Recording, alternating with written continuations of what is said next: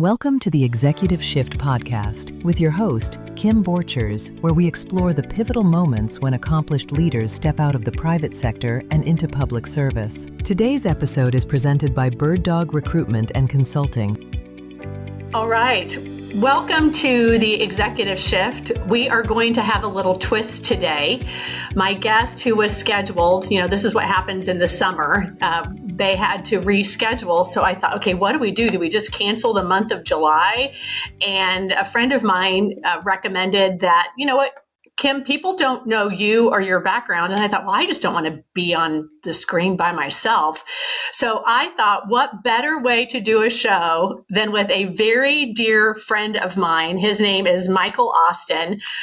Michael Austin, I can say this. Did you have your very first job with me? I think I could say that. You could say my first big boy job, an internship. He had an internship with me when I was with the governor on his senior staff. And Michael, I'll just give a little brief background. Brilliant guy. He was the chief economist after that for the Kansas Department of Revenue. He was the director of entrepreneurial government with the Kansas Policy Institute. He's been a candidate for state treasurer in the wonderful state of Kansas. And he's also worked for Kansas Coalitions and for Americans for Prosperity. He is also a lecturer in economics at Washburn University, and he is the president and owner of Knowledge and Decisions Economics. And so if you want somebody to come in and be a consultant for your company, Michael would be fantastic as well. But Michael, welcome to the Executive Shift, and you get to be the interviewer. So, ask him anything is what the next 20, 25 minutes will be. So the floor is yours. Well, thank you very much, Kim. It's really great to be here. Welcome to the Executive Shift. I will be your guest host for this podcast, Michael Austin, economist, and it's really fantastic to have my guest here as Kim Borchers. Kim, I guess let's start off with the first great question here. You spent years rooting and advising leaders across multiple sectors. I can most certainly speak to that just from my own personal experience and professional experience working with you. But before we kind of talk about where you are today, who was Kim Borchers? Who was Kim before everyone knew you as this great recruiter and leadership advisor? Well, who is Kim Borchers? That makes me have to go back a few years. So I'm aging myself.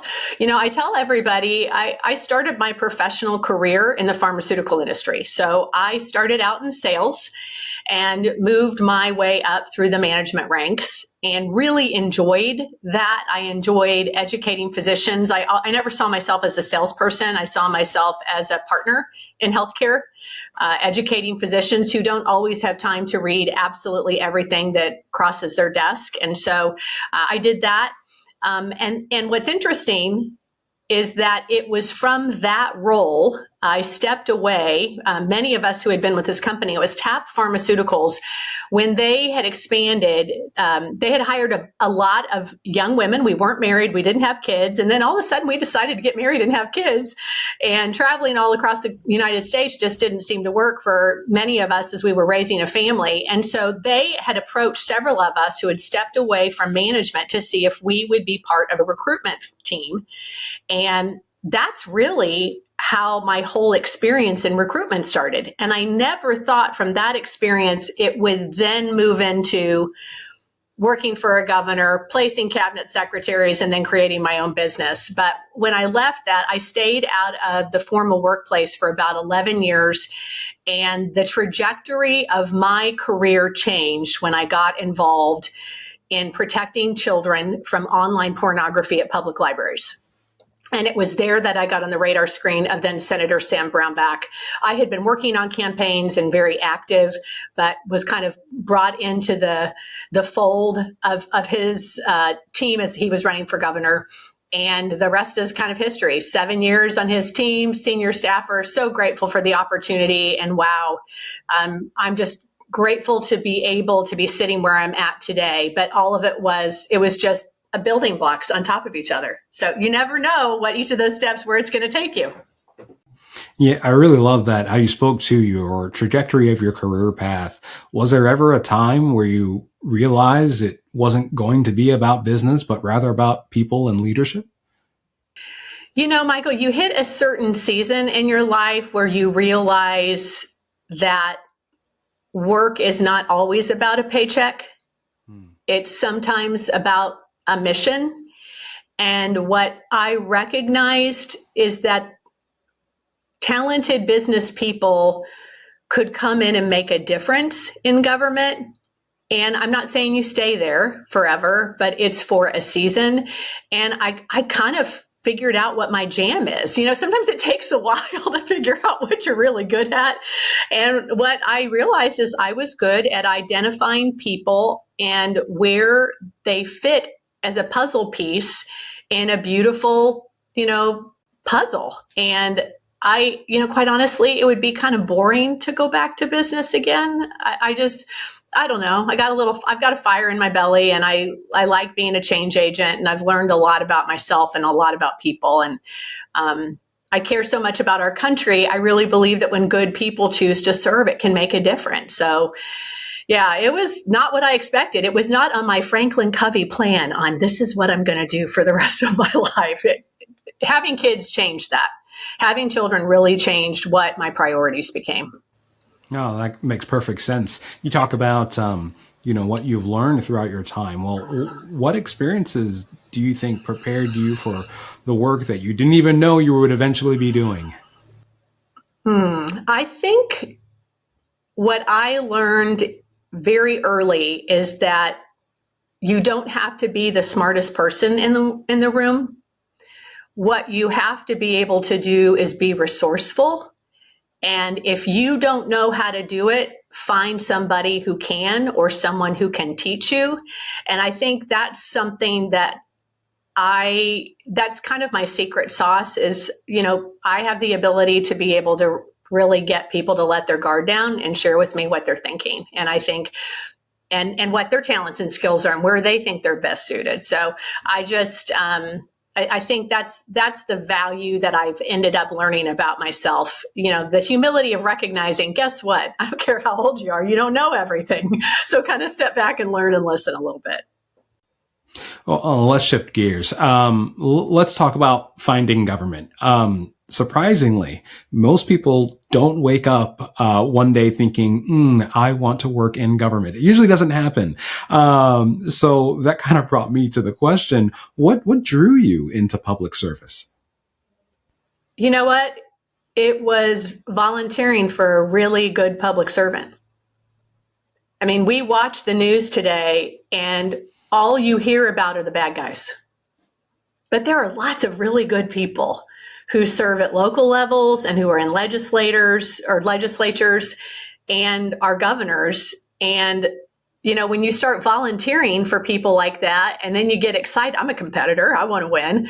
And then they win, you want to help them be successful on the framework that they laid out to the voters so that they can fulfill that. So it was not, Michael, if you would have told me when I was in corporate that I would ever work in government, I would have said that you had just come from Colorado, that you had been smoking something. I mean, I was that was not on my bingo card. But I have to say, it was the hardest job I did because you work really, really hard at the senior level staff. And you know that. You were in our offices and you saw the long hours. It's a thankless job. But when you know that you're making a difference in the lives of people, I mean, it's pretty remarkable. And I think that's the driver. So you talk about, being under a great civil servant. You talk about the many experiences that really make the government work worthwhile. Could you pin down a project, a person, or experience that you think completely changed how you view that government leadership to your view now? So I'm going to give a backdrop. Normally, when you say to someone, state employees, a lot of people have a negative connotation. And I think part of it is it's been set up maybe by state employees who they've ran into. And what I realized is that government is filled probably with more people who want to do a great job versus those who don't. I really do. And what struck me, it's not the people, it's their leaders and the folks in state government who are doing the day-to-day work. They are hungry for great leadership. They are hungry for development. And I remember a situation, we had brought in a brand new person on the finance side, and the person who had been there prior to had made the comment, oh, you got to fire all these people, just went through all these things. And I brought this individual in, and if they're listening, they know who they are. And she came in, she was able to accomplish this particular feat that nobody could seem to get done. And when she sat in my office, I said, well, are you needing to let anybody go? And she said, no. She said, we actually have some amazingly talented people here. They've just needed a leader who was willing to roll up their sleeves and walk alongside them. And she was able to get it done. So that's why I'm so passionate about Bird Dog, is because I believe that people who work in state government deserve phenomenal leaders, just like people in private sector deserve really great leaders. And I can't get too specific because, some things are someone's like, who was that? Who was she talking about? Because I'm not that far out from it. But, and I would also say there was a board that I helped the governor in selecting. And it was, well, no, you know what? I'm going to take this back. It was when we changed how the Supreme Court nominating commission was going to work for the appeals court. They changed that and we moved it to like a federal model at that time. And so now if you were going to be on the appeals court, you were going to have to go through a Senate confirmation. And that was just an amazing experience to be a part of changing history. I mean, that was a historic change. And having walked through that, having walked several candidates through that process, and I'll never forget the candidate, Catherine Gardner. Man, talk about grace under fire. And quite honestly, I would have been in a situation where I would have wanted to pop some people in the nose, which my boss probably wouldn't have appreciated that. But she just handled herself so well in that hot seat. And to me, that proved tremendous temperament for someone to serve on the bench. And, you and I've had conversations about our recent upcoming amendment change. And, it's one of the reasons why I like having elections for Supreme Court justices, is because you really do get to see who people are when they're sitting on the hot seat. Just regular interviews and so forth. That's not where you see judicial temperament. So that was a historic thing that I got to be a part of. And, I loved that. That was a pretty cool thing. So you made me think. I have too many things in my head. I had too many things in my head. I'm glad. It's always great to think. Our listeners and viewers love that. Let me ask you this. Are there any other misconceptions that you think people have about serving in government? Ooh. Yeah, you mentioned state workers as one. I didn't know if there are any other big looming misconceptions out there. I think a misconception is that government needs more money. The problem what we have right now with government is they're not innovative. There's not a single business that could exist today like government runs. I mean, we have systems that are antiquated. The number of times we go back to taxpayers asking them to pay more for something, and then we don't deliver on what we've asked for. So what I would say, I don't know that some people realize that it's not a revenue problem, it's a spending problem, but then you have other people who go, oh no, we just need more money. And I will tell you, the money is there. We need to have a higher standard and threshold and key performance indicators on how we spend the money. And I think if you can show really good returns, and I'm not talking about dollar returns, I'm talking about outcomes, whether that's in your corrections and recidivism, whether that's children not just floundering in foster care, whether that's the labor market, whether that's the energy sector and environment. I mean, all of those things, there are metrics.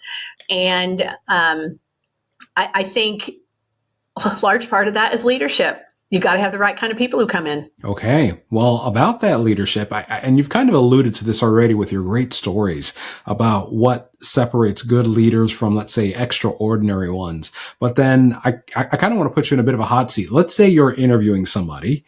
Yes. Dog catcher, mayor, president, you can pick whatever job you want. But as you're interviewing someone, what do you think is the one thing that you can usually tell in the first few minutes? Well, there is a phrase, and I'm not going to probably get it right. It's like neuroplasticity. It's like a neuro response that you give off to people even before they speak. So you can almost tell when you have a call. I mean, when we started a lot of these things, I remember we were using Skype to interview people who were out of state, who were coming in. That tells you how long ago. But you can see a bit about who people are by the way, just the way they carry themselves.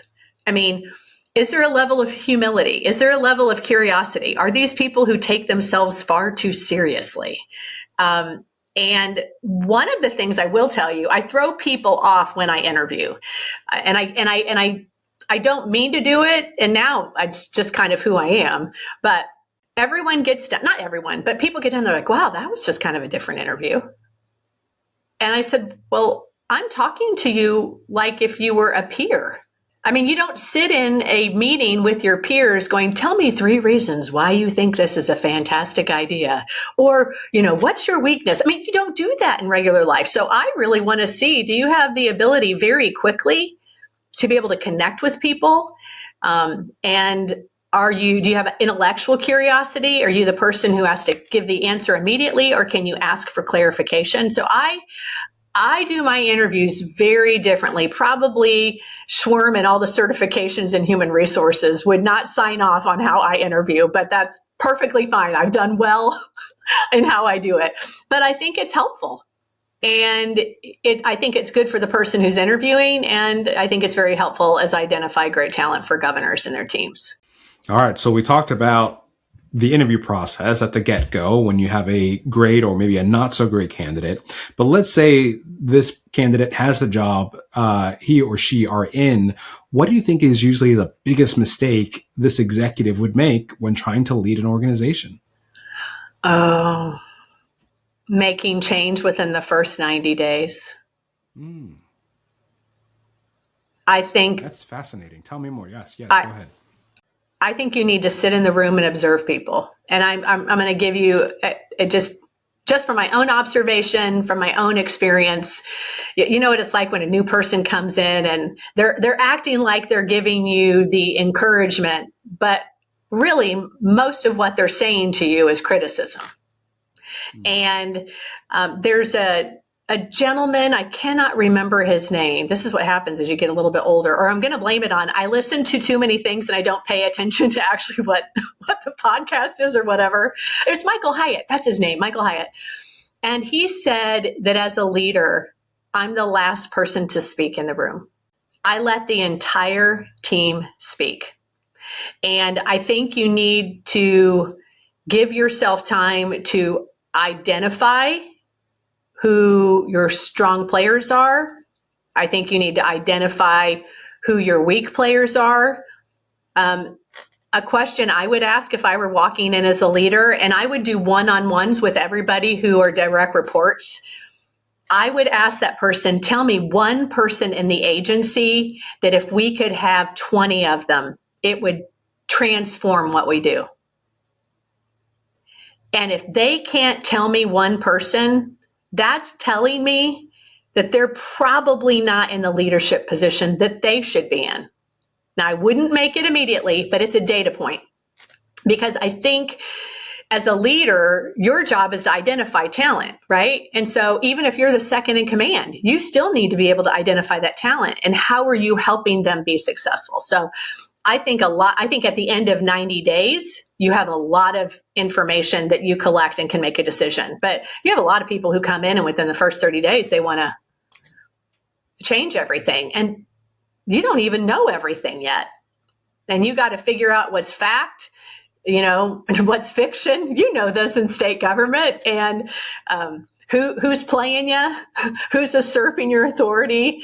So I like to be a fly on a wall and just observe people. And I will tell you, that is not what I would have originally given you. When I first became a manager, I was 26 years old. I was managing people. I giggle about this now.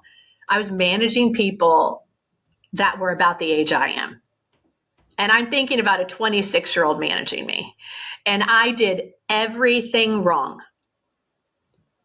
And I think that's the great thing about life, is that you should be learning every single day. And if you're not learning, you're not growing. And if you're not growing, you're dying. So when you have recruited leaders from the private sector, nonprofits, military, government, what qualities do you think transfer across all of those industries? I think intellectual curiosity. I don't care where you're at. I think intellectual curiosity, and I think genuine interest in ensuring that the people that you have working for you feel valued and know what good work looks like every single day. Gallup did an analysis. I think they do it every year, but it was about employee engagement. Michael, I'm going to give you want to guess on where we average on employee engagement? I'd say any guess? 50%, 30. Yes. All right. It's been 27. The last report when I read, it was like 30, and everybody was so excited. So think about that.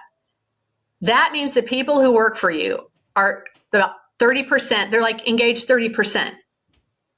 And I thought to myself, can you imagine how much work product you would get if people were engaged 50%, 70%, 80%? And why are they not engaged?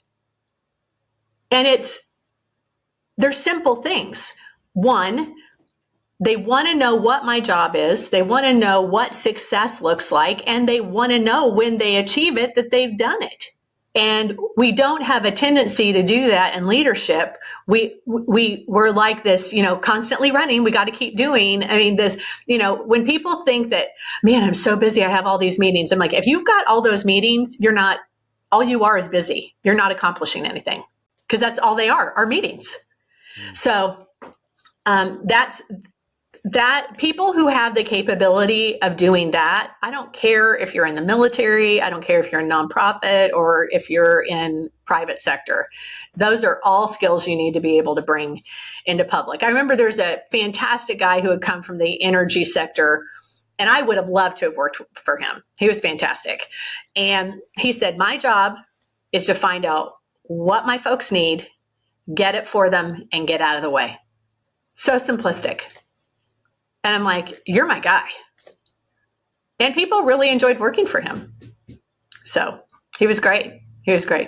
So what would you say for, let's say, our viewers and listeners for today's show, thinking about government leaders, having an idea about who should, or what qualities would say make an effective government leader?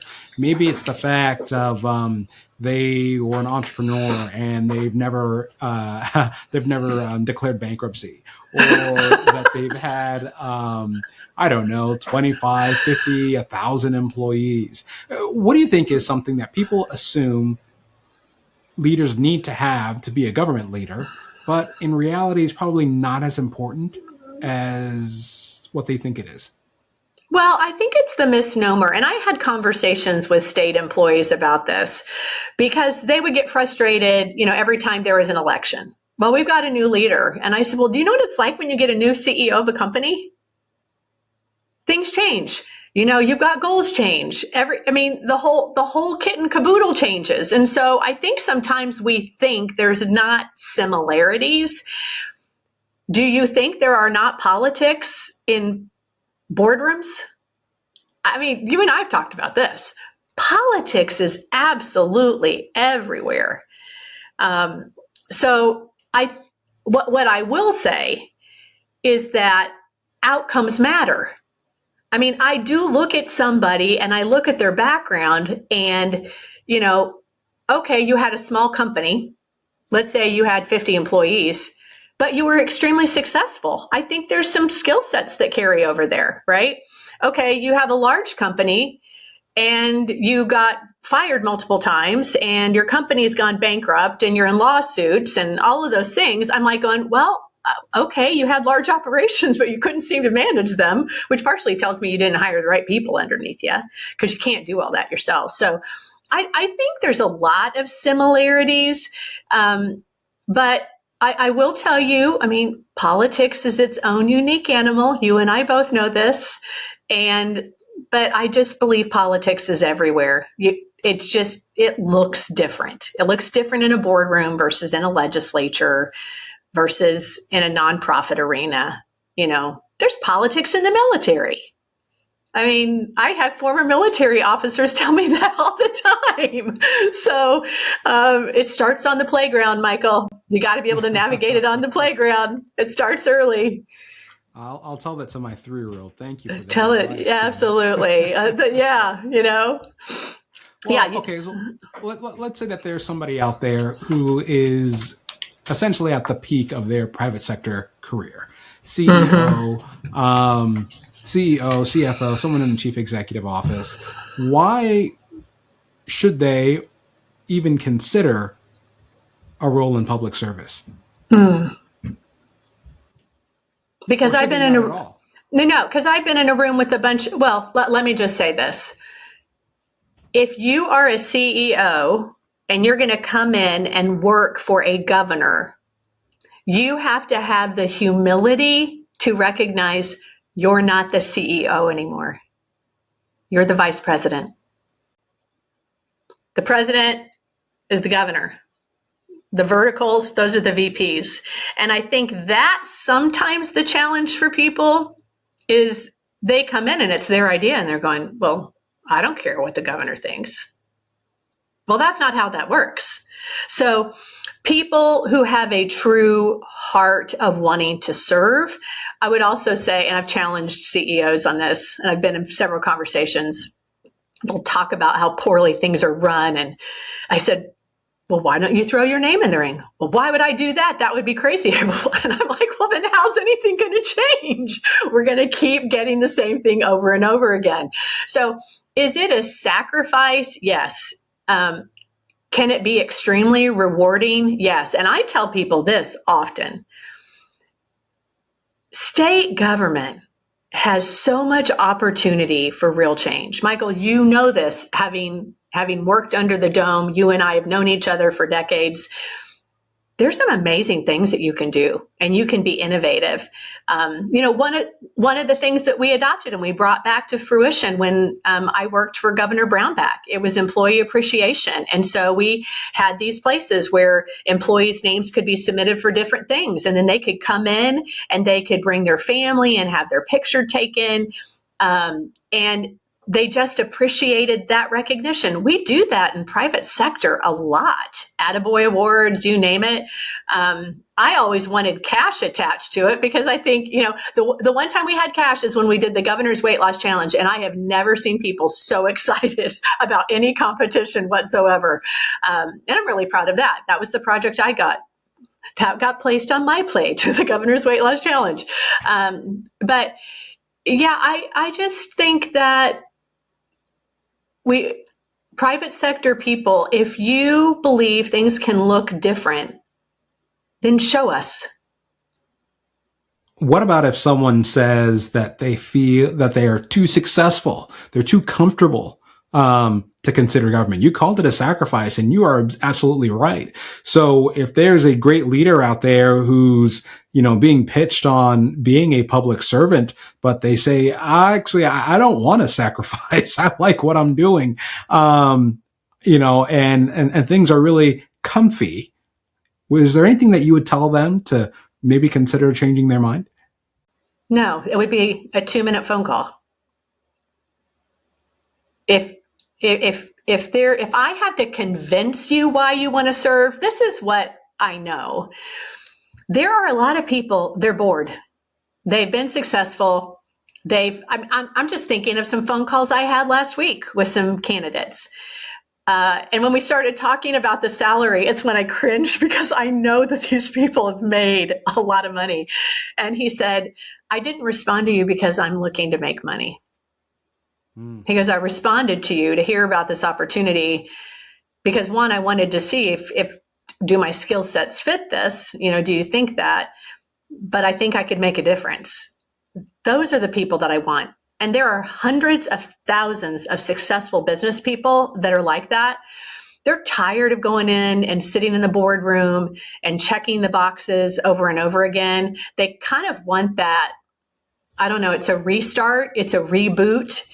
And they know they only have a short period of time to do it. I mean, your runway is only so long. So you're like, okay, I got to get this plane taken off before it goes over the cliff. So, the description of the person you have, I don't want to have to convince you to want to serve. What I like doing is making that phone call and someone thought, wow, I never even thought of doing that. That sounds cool. And if you think about it, there are not very many people who get to serve on a governor's cabinet, let alone on a governor's senior staff. There's a gazillion CFOs. There are a gazillion business people, but how many people can say, I'm the Secretary of Commerce and I brought this vertical organization to the state of whatever choosing it is. And now we're employing 20,000 people in the state. And it happened because I helped the governor make that happen. And I would also say people who have the ability to be team players and not always get the glory. I love those people. They're awesome. And that's why they're successful. I mean, you can have successful jerks. There are plenty of people who I've met who are successful and they are jerks. But when you meet the successful guy who's like the salt of the earth, you're like, this person is amazing, right? I mean, that's what you want. That's what you want. That's what I want for state employees, is I want them to meet people like that. So you've been very successful in your ability to find or recruit the right leaders and even manage to a certain extent. But that, as you said, it never came at the snap of a finger, right? It came from some lesson you've had to learn and unfortunately learn the hard way. What would that lesson have been for you? Lesson that you learned the hard way? Ooh, wow. I wouldn't say that it was. Sometimes when people think of hard, they think of like it was painful. It was hard because it was a sacrifice. And I mentioned this before. I'm sitting where I'm at today because of my kids. I stepped away from a really great corporate job. I was moving up the ranks. I had a really great salary. I was making more money than my husband. And I had to walk away from a title. I walked away from a paycheck. But I realized that the investment that I was making of my kids that was one place that I couldn't be replaced. And I guess my message a little bit is the people who you work with, that you give everything of yourself to, and you miss your kids' birthdays and you miss all of these things, are they going to show up at your funeral? Who are the people that are going to show up at your funeral? And I just realized that the long game was stepping back for a period of time, and that long game actually benefited me.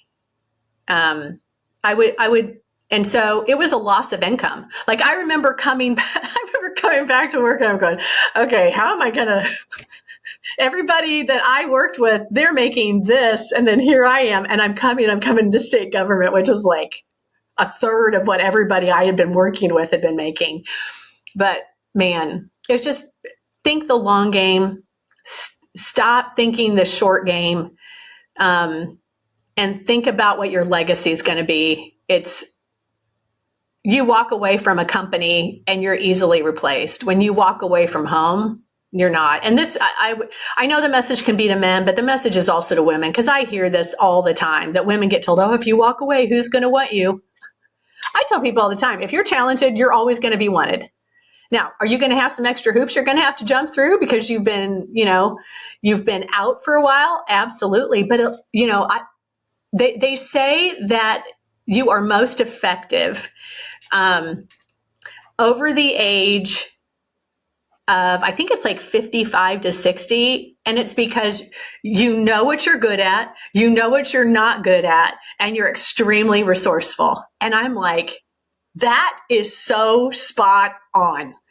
And now that AI is around, man, I'm even more productive because I've got my little thought partner with me on a daily basis. So it's, I don't think that it wasn't a failure, but it hurt to do that because it's an ego thing. It was an ego thing. And now would you say this also helps keep you grounded as well?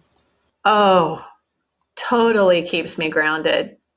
Absolutely. And I think those life experiences just allow you to be able to connect with people a lot better. So I'm so grateful for those. No, that sounds great. Well, okay. Well, let's do a little bit of a lightning round if you can. And instead of all the tough, deep philosophical questions, we're just going to poll you on popular takes, and you're going to have the right answer. And please don't have the wrong answer, or I'm sure, your viewers and listeners will hear about it. Coffee or tea? That's ridiculous. Monster. You didn't even give me the option. Goodness, I didn't give you the option at all. You know me better than that. I've been drinking Monsters since 2010. Well, this probably plays a role too. Since you do live in Kansas, you don't have either of these options. So let me ask you this: mountains or beach? Oh, beach. All day long. You wouldn't want to look at mountains and just see them in the background of your daily walks? Does that not sound appealing to you? No, there are wild animals in the mountains. There's bobcats and mountain lions and grizzly bears. Have you not been reading some of the articles that people have had? I mean, I can avoid jellyfish. I don't have to get in the water when there's sharks. I mean, so yeah. And we just got back from our family vacation, Anna Maria Island. So yeah, a beach all day long. Fair enough. Speaking of animals, how about this one? Early bird or night owl? When I was younger, I was a night owl. Now I'm an early bird. That's how you know you're getting old. You get up early, and then you're going to bed. Yes. You're going to bed, and your college kid is going, Mom and Dad, you guys are old. You're going to bed at 9. I'm like, I'm not in bed. I'm reading. I'm reading a book. But I am getting ready for bed. Yes, I am getting ready for bed. Okay, so how about this one? What is the first job you ever had? First job I had. I cleaned houses for $1.25 for $1.25 an hour. I came from a very humble home, and Mildred Nungaster was her name. She was a Sunday school teacher, and so I would clean her house. And she always had candy out, and I loved it, and I would always sneak a piece of candy. Was that stealing? I don't think so. She had it out. No, I mean, it was public. I remember taking candy on my very first internship for you. I don't know if you ever noticed, but that was exactly what I do. So I completely relate, but I apologize. I digress. Keep going. No, that was my very first job. Made $1.25. And, it made me, first of all, it made me appreciate that role. It made me appreciate my mom when I came home. But I cleaned at home. We had chores and responsibilities like that. And it's, it's one of the things that I always do when I'm out in public and I have people who are in the restroom and doing work. I always thank them. I said, thank you so much. And as a mom, I always jokingly told people, I know where all the clean restrooms are in Topeka, and I know the ones you don't want to go to. As a mother, you always knew that. It's like, no, we're going to go someplace else. So cleaning houses. So I did. I was young. I was 12. Surprising. let me ask you this. Knowing your history, if you could sit down, chat, have dinner with any historical leader, who would that be and why? That's hard. I actually would say, Margaret Thatcher, and I'm just because I'm in the middle of reading a Reagan book and just what their relationship was with each other. But I mean, talk about someone who entered the ring when it really was still a man's world. And I just love her sharp wit too. I mean, she did not hesitate kind of laying the gauntlet down, but she was successful at it. And I'm sure she had a lot of reservations when she walked into a room and thinking, I'm not qualified to be here. And so what went through her mind? How did she prepare for those meetings? And how did she take the personal hits? Because I'm sure she had a lot of those over the years as a female. But I think she was an amazing leader. Amazing leader. Well, named Iron Lady for a reason, isn't that right? Mm-hmm. Yeah. All right. How about this one? We can definitely know your talent in assessing and bringing out the best in people and finding where they might be best suited. But what's another talent people would be surprised to know that you have? Well, you know this. So I am a singer and I do community theater. I actually did that with my daughter when she was young growing up. And I guess that's why she's now on a national Broadway tour. We would do that together. But my original career trajectory, I was supposed to be, I was going to replace Sandy Patty, anybody who's in the Christian circles. I was going to be the replacement of Sandy Patty. I had a full ride scholarship at the University of Missouri, Columbia. I was voice, but I was going to study biology. And so I love to sing. I don't do it as much as I used to, but I think that's part of the reason, when people say, well, you seem pretty confident going into these situations. Do you know how nerve-wracking it is to get up on a stage, hope and pray to God you don't forget the words? Like the national anthem or Oh Holy Night, the songs that everybody knows the words to, and still pull it off and pull it off well. So yeah, I'm a singer. I love it. I love beautiful music. I just have great appreciation for that. Well, as we close, I want you to think about or tell us what is your favorite quote that you think has best shaped your life or shaped your leadership. Take your time. I think that'd be a best thing for us to end on. I actually want to give two quotes if I can. Oh, of course. Can I?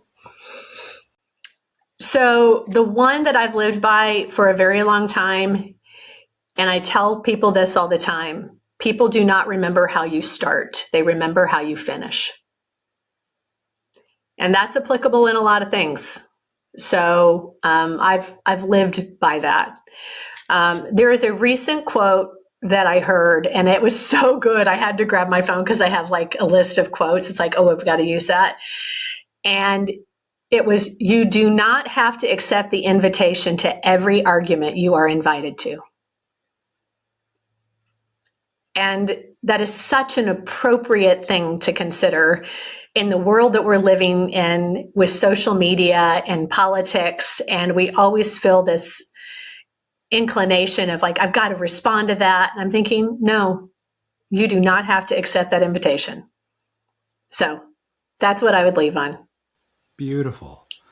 Well, you've been watching and listening to The Executive Shift with Michael Austin, but Kim, I want to just thank you for flipping the script a bit here and letting me interview you. And I hope you enjoyed it. And if you didn't, now you know what your interviewers feel during your podcast episodes. I was like, oh my gosh. No. Well, let me end by saying, Michael, thank you so much for joining me. You are a dear friend. You're brilliant. As I mentioned, folks, please look Michael Austin up. You can see him on LinkedIn. Is there a website, Michael, for you, or is there something you could leave for folks if they're looking at needing consulting on anything? Sure. You can, of course, go to my website at KD Economics. That stands for Knowledge Decisions Economics, kdeconomics.com. And you can also find me on LinkedIn at the same call sign, KD Economics. Excellent. And For those of you who are listening and you are a C-level suite talent, we have a lot of gubernatorial races coming up this fall. And if you think this is the season for you to make a shift, please reach out to Bird Dog Recruitment, and we would love to hear from you and have a conversation and see what might be a good fit for you. So thank you so much. Have a great one.